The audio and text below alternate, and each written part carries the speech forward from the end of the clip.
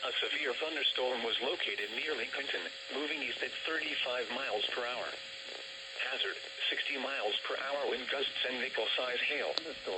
Source, radar indicated. Impact, expects damage to trees and power lines. Locations impacted include Lincoln, Stanley, Westport, High Shoals, Boulder City, Iron Station, Denver, Lowesville, Krause, and Lucia.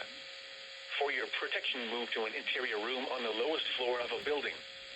Please report damaging winds, hail, or flooding to the National Weather Service by calling toll-free 1-800-267-8101 or by posting on our Facebook page or tweet it using hashtag NWSGSP. Your message should describe the event and the specific location where it occurred. Repeating, a severe thunderstorm warning has been issued until 10 p.m. Eastern Daylight Time for the following counties in North Carolina, Gaston and Lincoln.